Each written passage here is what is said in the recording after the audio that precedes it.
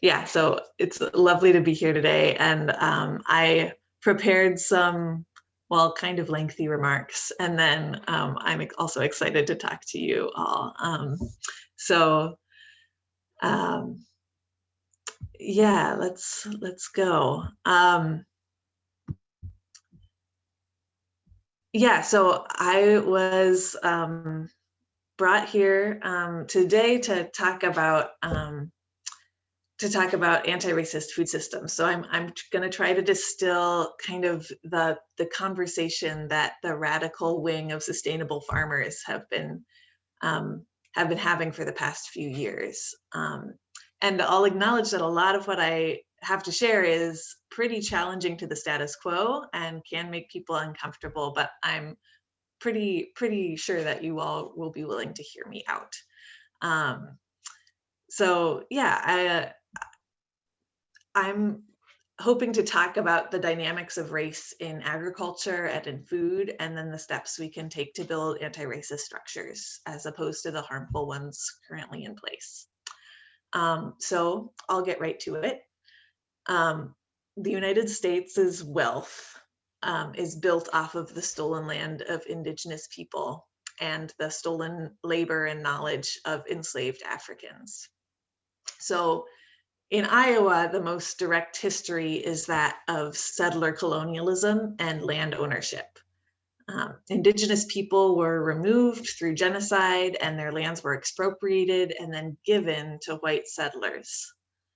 And it's complicated because many of these settlers were immigrants who were displaced from their homelands in Europe thanks to the enclosure of the commons and the emergence of capitalism.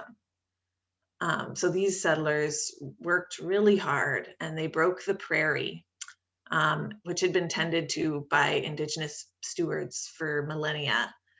And they turned the land into something productive, meaning that the land could be monetized, could be bought and sold, and could be turned into a commodity. That commodity of wealth created from theft has largely been passed down through inheritance within families.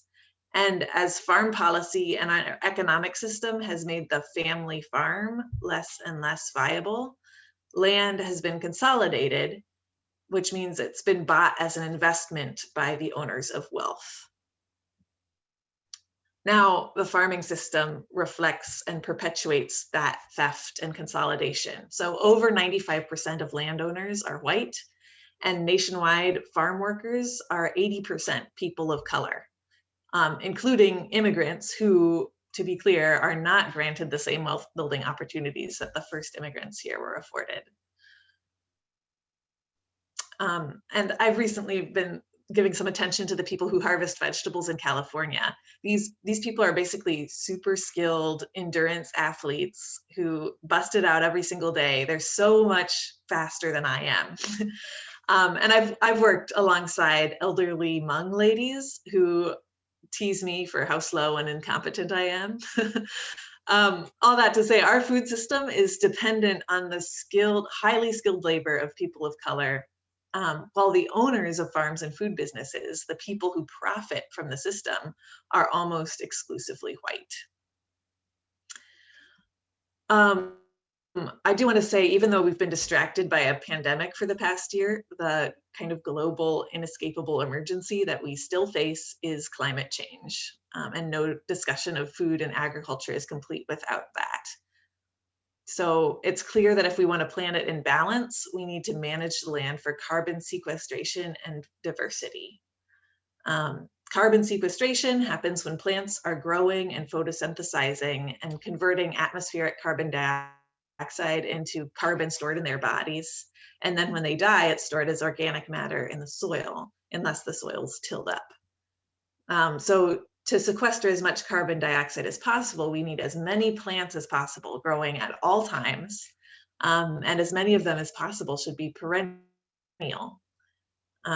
And biodiversity is also extremely threatened by climate change and by conventional monocropping of corn and beans. So to bring back biodiversity, we need to diversify the plant life on the agricultural landscape and to integrate our food production with the workings of the natural world.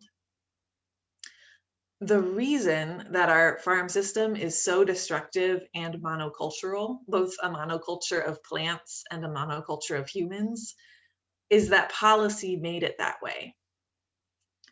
Similarly, a constellation of entrenched policies have kept farm ownership white and farm labor non-white. Policy has kept our food cheap, has eroded our soil, has poisoned our waterways, has brought us ever closer to a climate disaster beyond our comprehension. And knowing that policy has created and defined a damaging system means that the way to transformation is also systemic. I'll get back to that. I was invited here to speak about racialized narratives in the food system, so I'll touch on that.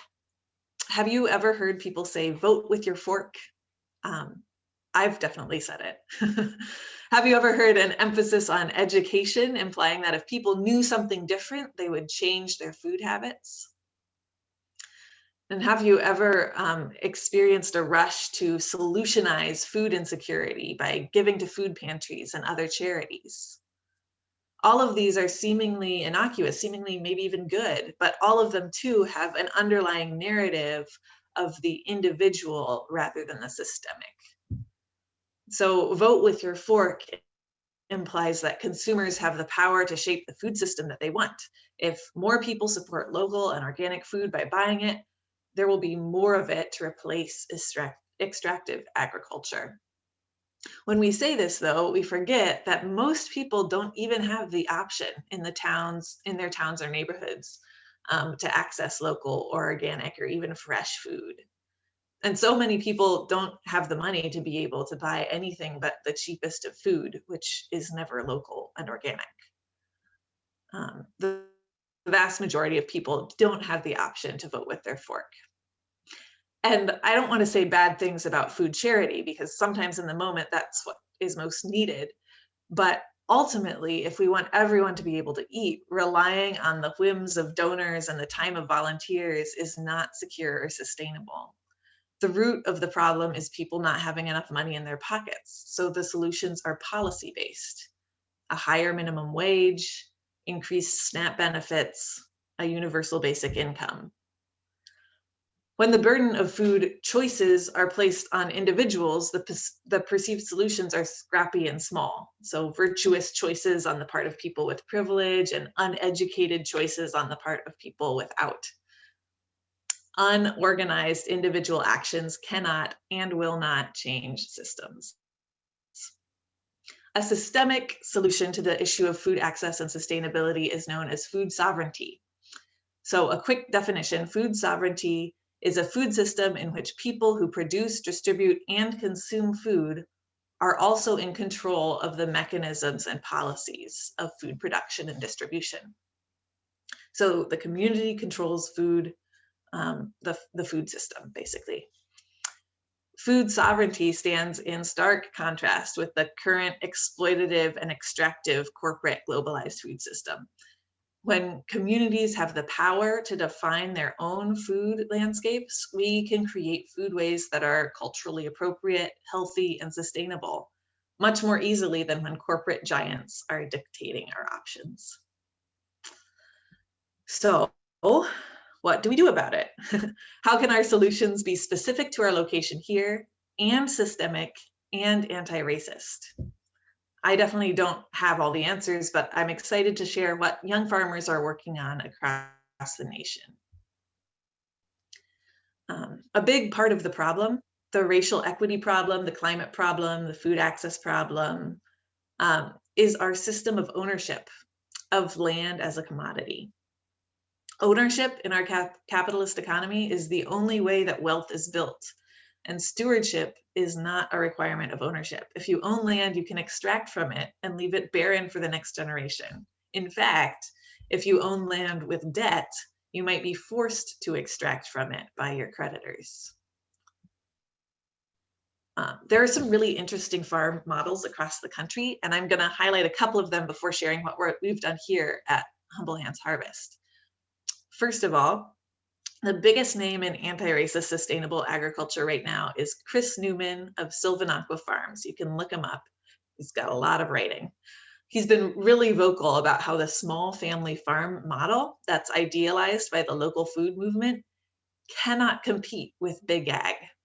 That we as producers, as sustainable producers, need to scale up through deep cooperation with each other. We can produce a lot of food at a more human and humane scale if we have enough people to do the work. And if the work pays securely and fairly, we'll have enough people. A big part of the problem of the local food movement has been that farmers are asked to make incredible sacrifices to their own mental and physical health in order to farm.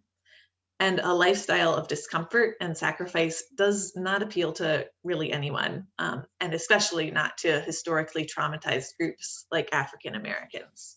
So we've had this unresilient food system because we're relying on farmers to sacrifice so much. So Sylvanaqua Farms is creating a worker-owned, BIPOC-owned business model that's collectivized across enterprises. They're creating a pool of capital that can support the startup and actual salaries of new enterprises on their land base. And they allow their farmers to focus entirely on production by having bookkeepers, grant writers, marketers on staff. As a farmer who worked on my own for 4 years, I can say that farming by day and business administration by night is exhausting. And the idea of not having to do it all is liberating. I'd love to be able to count on a wage or salary for my work, the way most of my peers do, instead of paying myself after all the other expenses are paid. I'd love access to sick days and paid time off. That's the power of a large enough collective, financial resilience and an ability to produce food more justly without exploiting the workers. So as you can tell, Sylvanaqua Farms' business model has a real appeal for being able to get more people and more diverse people into food production. The other model that I want to highlight is a way to decommodify land and put it under the stewardship of a community with sustainable farmers at the lead. This model is called the Agrarian Commons.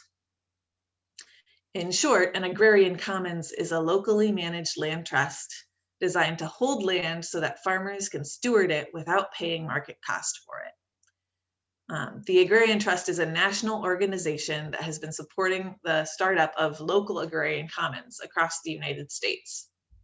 I think if we put our minds to it, that we could create a Winneshiek County-based agrarian commons. We definitely have enough aspiring farmers here to do the work if we can find and hold the land. So that's one thing that I'm working on right now. So that brings me to the final question: what can we do here and now to build a more just food and farming system and to undo unjust structures? What can we do to break down barriers to food farming as a viable career path? And how can we support diversity of both people and plants on the landscape? If the answers to those questions were easy, we wouldn't be in the predicament that we're in as a planet. We need to shift systems to completely transform the way we value human work and the way we care for the community of life on Earth. But I know of some local organizations that are working on shifting and building systems. One simple thing is that the Iowa Food Hub started an online market at the beginning of the pandemic to connect customers to local farmers in a virus-safe way. And over 20 farms are offering their products through the Food Hub online now. So that's a small system that is kind of starting up and hoping to reach more people. And the online market is looking for sponsors this year to keep it financially sustainable with the minimal cost to farmers. So if you're interested in sponsoring the market, get in touch with me. And then I do want to explain about my farm at Humble Hands Harvest. We're looking at the issue of access to capital, square in the eye, and we're doing things really differently. So during the same time frame that the Agrarian Commons model was developing, we were developing our own model that we call the Commons, and it's based on gifts. So we've made a commitment that every gift given to our farm will be passed on to future farmers. So as an effort to decommodify the land that we're on. So to decrease the price that anyone's asked to pay for it, any sustainable farmer is asked to pay for it. And the farm is building a house now, as I said earlier, so that we farmers and future workers on the farm too can have solid housing and indoor plumbing.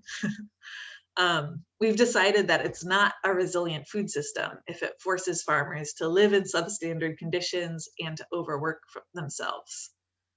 But both farms and housing require a lot of capital, which creates huge barriers to entry to all but the most privileged.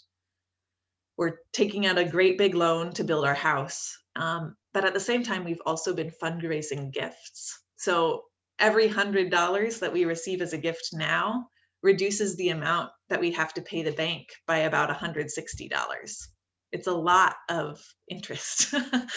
And that increases our ability as a farm to be generous in the future, and to bring on new farmers and to support new food enterprises in our community. Every gift makes a huge difference to us, both financially and spiritually.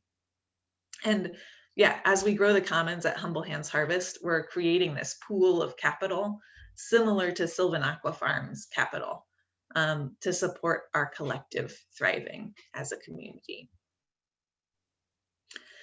So finally, for those who might own land or other wealth, please do remember that the wealth in this nation is stolen from Black and Indigenous people. So returning wealth directly to tribes, to communities of color, and to workers to use as they see fit and not as donors prescribe, that's essential to our collective and food sovereign future. So if you have a desire to give reparations to Black farmers who are best positioned to build food sovereignty in Black communities, I can share some ideas with you too. So I hope I've given you plenty to talk about and some clear options for supporting the building of better systems. And I'm happy to talk more with all of you.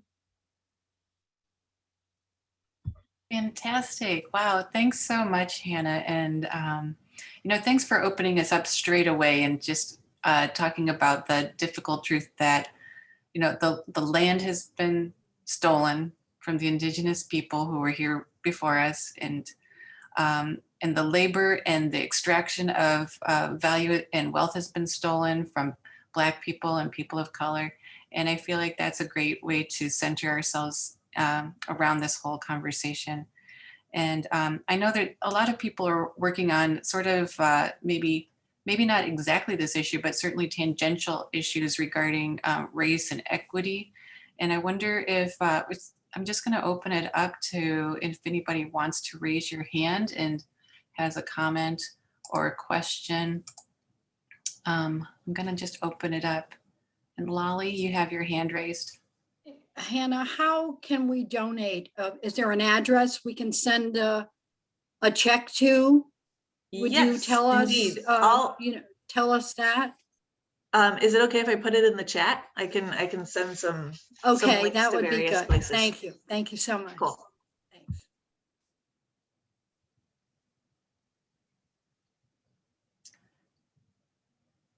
And Hannah won recognition from the Midwest Organics. Can you give us some feedback about what you heard from your compadres? Because people come from all over to the Organics conference, and that's a pretty big recognition.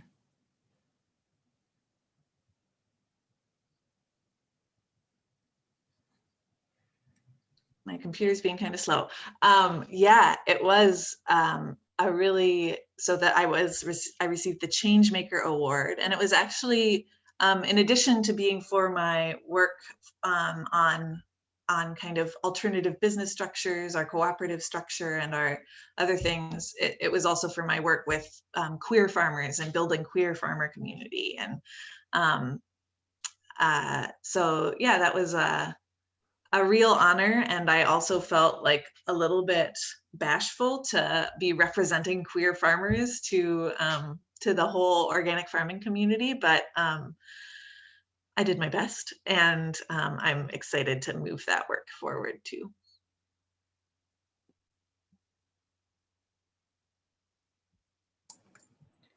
You mentioned that, I think we should probably type this into the chat too. Is it Sylvanaqua Farms? And Yes. can you tell us a little bit more? Where are they? How long have they been? I have so many questions. Yeah, they're really cool. And they are only as old, they're like less old than Humble Hands Harvest is. So so it's a fresh idea and fresh thing, but they've got a lot of energy around them, in part because they're in near a metro area. They're near Washington, DC. And they're POC led.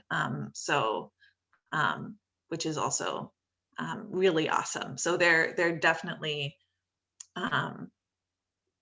they're scaling up by just thinking a lot bigger than your normal tiny sustainable farm thinks. And so they have this bigger land base and they're putting farmers on it. And yeah, it's really cool, and I can't explain it very well. And Hannah, when you were talking about carbon sequestration and how we need to grow more plants and more diverse plants and take care of the soil, I think that probably resonated with a few people that are thinking, I'm just going to double up my garden this year. I'm planting more. I'm going to plant more. So if there's anybody that has questions for Hannah about the carbon sequestration thing, well, I see Beth's hand is raised, and it doesn't have to be about this topic. I'm just throwing that out there. So Beth? Well, I was just thinking about, you're talking about policy and how do we change policy? And it's so overwhelming, especially in Iowa. But do you think your idea of like a Winneshiek County, commons, Agrarian Commons, kind of like the energy district, having that example, which then spreads, is the way to go, more than trying to, focus on the legislature in Iowa, which is so difficult to convince to change. It's overwhelming, I guess.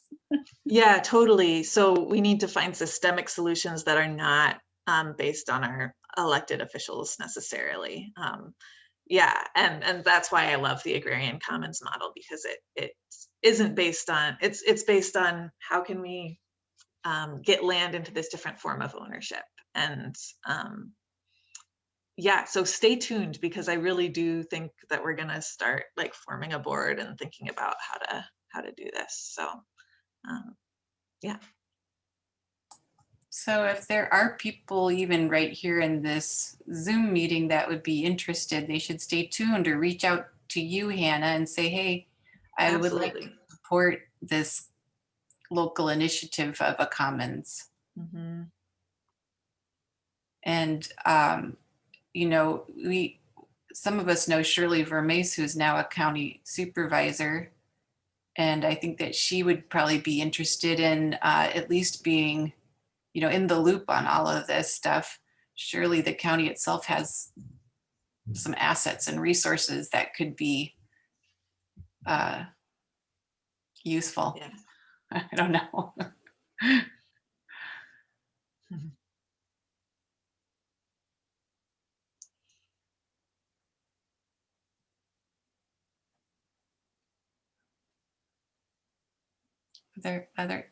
Julie Fisher. Yeah, I'd just like to say thanks, Hannah, for letting us know more in depth of what you're into, how things are moving along at Humble Hands Harvest, and we look forward to your thriving with the next projects that you're taking on. So please keep in touch however you can. Thank you so much. I have an idea of how much work is involved.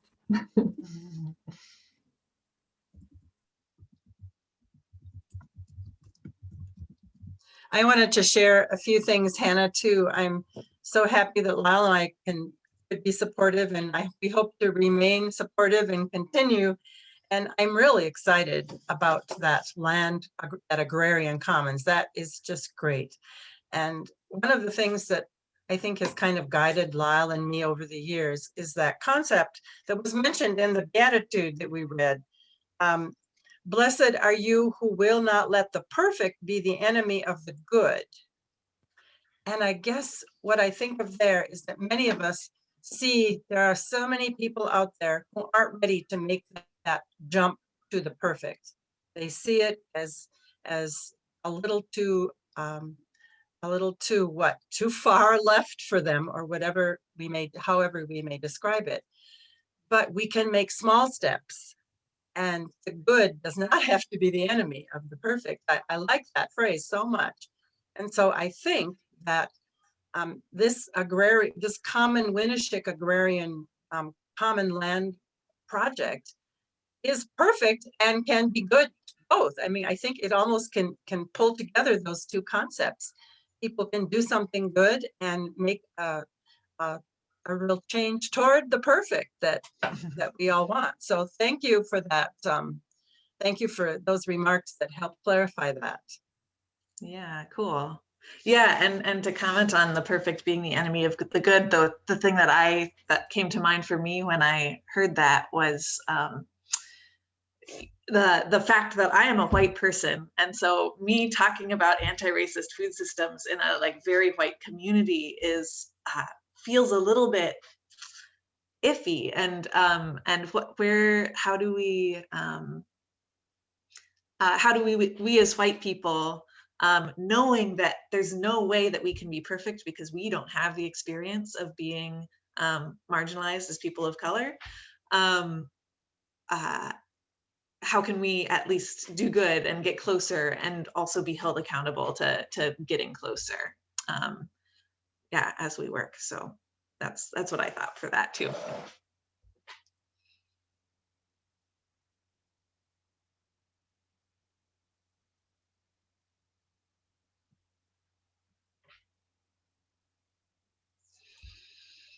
I had another quick thought I just wanted to put out there, and that is many of us were well acquainted with, or at least knew of Paul Johnson, who died this last spring, this last winter time. And what a wonderful memorial to Paul Johnson it would be. Paul, who was so concerned about and loved the idea of the commons so much. What a great chance for a memorial. Perhaps we could get some people together and put a large fund, raise a large fund to donate in honor of Paul Johnson and his beautiful contribution to our commons in this area. That would be amazing. Great idea, Sue. Well, Hannah, you've given us so much to think about, and we're so grateful that you're a friend and that you're doing these wonderful things and leading by example and speaking by example. I think that talking about some of these things, as you say, trying to be a woke white person, sometimes it's hard to get the words out of our mouths, but the more we practice talking about these things, the easier it gets, the more normal it gets. And these things are things that we have not talked about in terms of stolen land and stolen wealth. We haven't talked about it, and now we are. And that itself is a good thing. And it feels good to practice our talking. Mm-hmm. I have time for maybe just one or two more comments. Hannah, do you have something that you like to leave people with? If there's something uplifting or encouraging that you like to tell people about land stewardship or the food systems? Yeah, I mean, it's so exciting to be headed into spring and to be filling up a greenhouse and to see the green outside. It's a nice early spring and it's feeling really good. And yeah, this time of year is always full of hope. And I know that this year on my farm, we're working on some collaborations with a bunch of other farmers to be able to bring not just our vegetable CSA, but people can order eggs from a different farm and meat and flowers and things like that. And so we're stepping forward into some new collaborations, and that feels really exciting as well this year. Yeah, so